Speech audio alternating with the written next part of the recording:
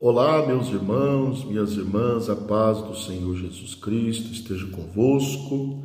Estamos aqui para mais uma aula da EBD, nesta oportunidade, lição 6, a classe dos adultos, Igreja, Organização e Organismo. Nós já temos algumas pinceladas em lições anteriores sobre isso, né? E hoje vamos falar especificamente sobre esse tema.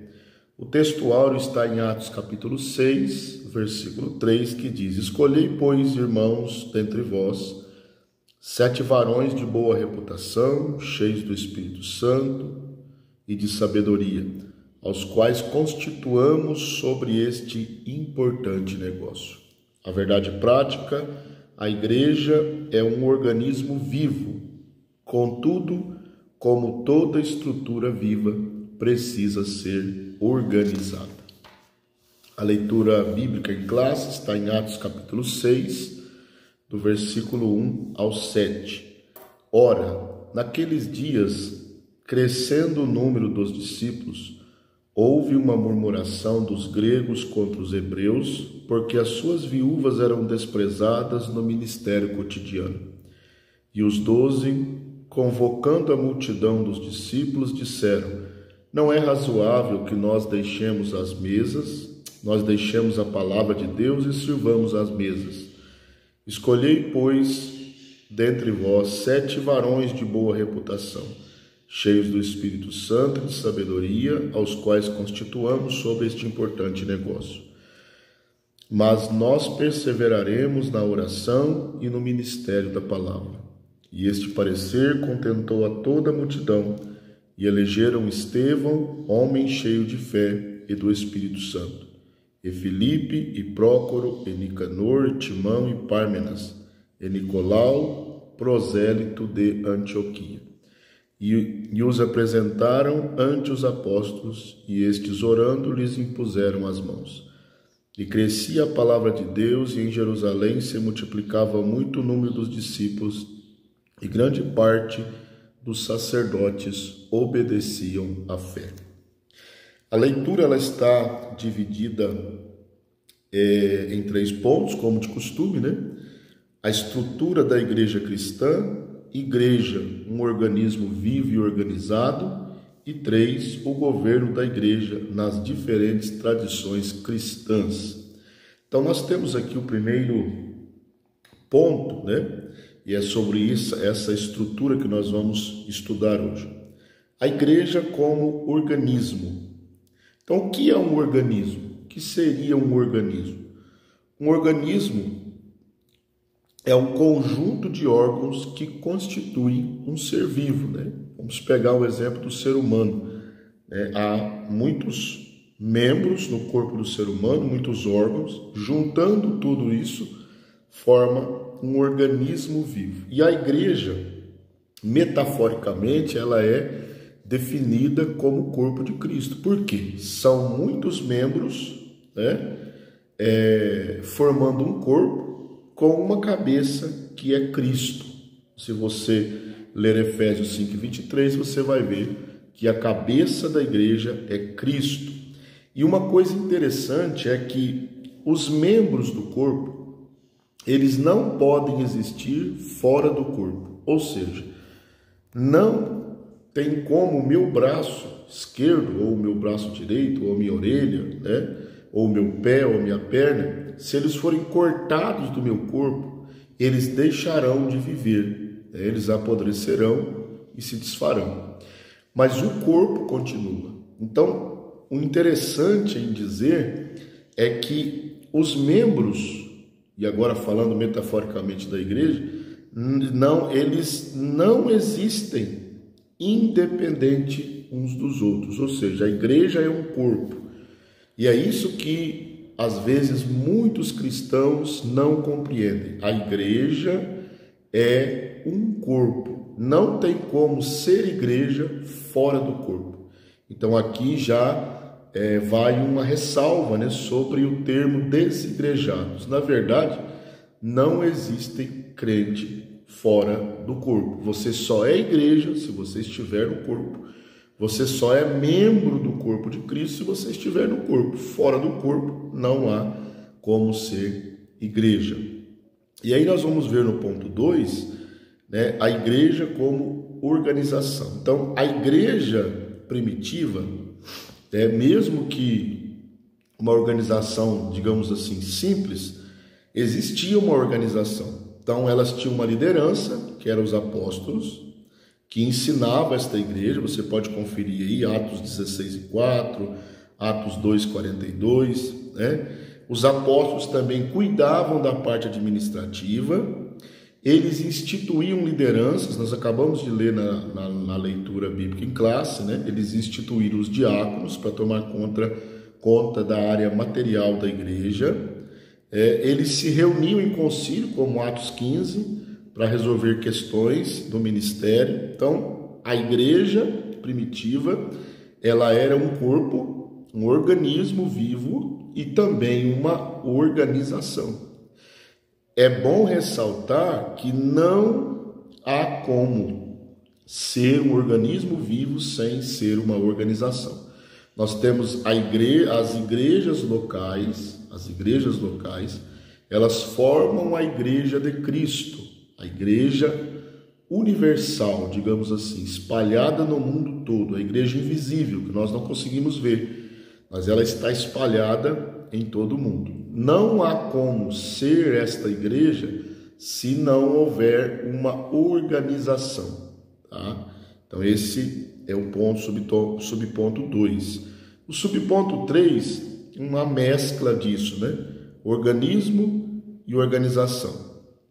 Tem um texto aqui na sua revista que diz assim: alguns acreditam que a igreja existe somente na forma de organismo e rejeitam toda forma de organização para ela, ou seja, os desigrejados.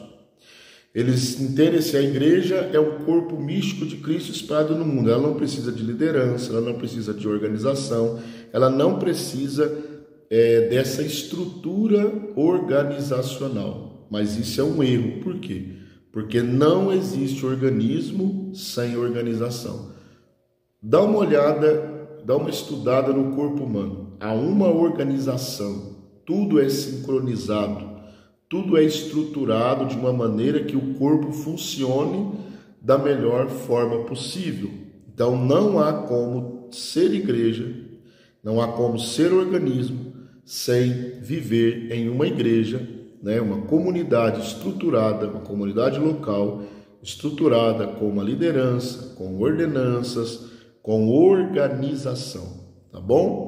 Então a estrutura da igreja cristã, ela é baseada nisso. Ela é um organismo vivo com muitos membros, formando o corpo de Cristo, com a cabeça sendo Cristo Senhor. Mas ela também é uma organização, ok? Então esse primeiro ponto tratou dessa questão. Vamos para o segundo ponto, então, que diz assim: um organismo vivo, igreja, é um organismo vivo e organizado. No subtópico 1, no seu aspecto local. Então nós temos a igreja local. Ela é um organismo vivo, né? Mas também ela tem o seu aspecto local. Olhando para a igreja primitiva, nós vimos, né? Nós vemos que ela se reunia, tá? Ela enxergava as demandas sociais, instituiu o diaconato, elegeu lideranças, enviou os primeiros missionários. Então, ela era um organismo vivo, como o corpo de Cristo, agindo de forma organizada. Então, a igreja também é local, né? Quando você vai estudar as igrejas do Apocalipse, você vai ver, né, que João escreve ao anjo da igreja que está em Sardes, o anjo da igreja que está em Laodiceia, o anjo da igreja que está em Éfeso, ou seja, igrejas locais, 7 igrejas locais, que tinham também a sua organização. No subtópico 2, no seu aspecto litúrgico e ritual. Então, a igreja, ela tem uma organização litúrgica.